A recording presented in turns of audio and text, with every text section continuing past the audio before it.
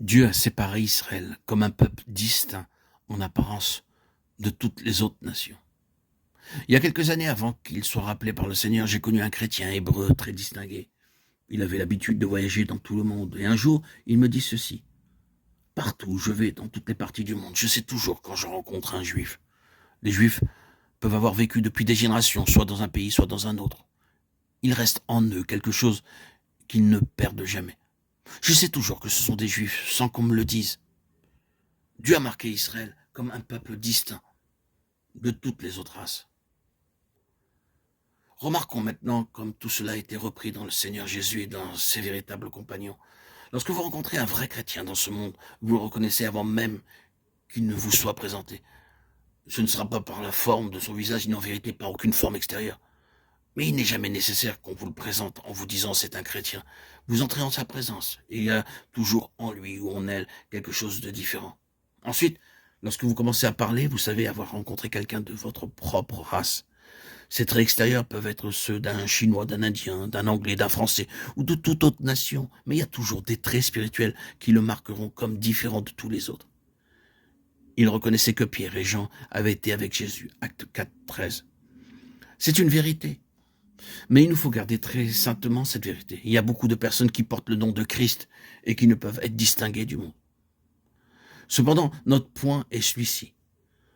Toute pensée de Dieu exprimée sous l'une de ces 1000 formes différentes, si elle a été perdue par Israël, est reprise en Jésus-Christ et est transférée par lui à ses compagnons.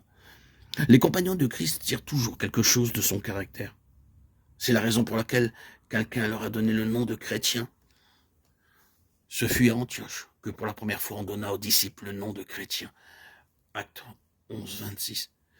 Il y a une vérité très grande dans ce dont nous parlons dans ces chapitres. Israël avait été appelé à être l'instrument de Dieu pour apporter sa lumière dans ce monde. Il avait levé ce peuple pour être une lumière pour toutes les nations. Toutes les nations devaient arriver à connaître Dieu par Israël, à voir ce qu'il est et à entrer dans sa connaissance. Israël était établi au sein des nations pour être la lumière du monde. Dieu désirait se refléter sur cette terre par Israël. Dieu voulait se refléter sur cette terre par Israël. Et il voulait que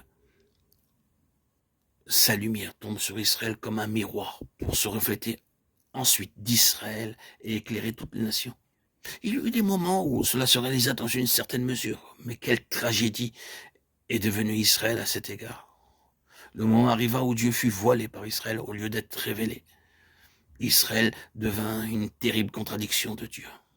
Lorsque nous prenons nos évangiles et que nous y lisons toutes ces discussions qui eurent lieu entre Jésus et les chefs d'Israël et tout ce qu'il y avait en eux, qui étaient les chefs juifs, la manière dont ils se conduisaient, la manière dont ils parlaient, l'esprit qu'ils manifestaient, nous disons oui, si Dieu était cela, je ne voudrais pas être lié à lui. Ce peuple est une terrible contrefaçon de Dieu.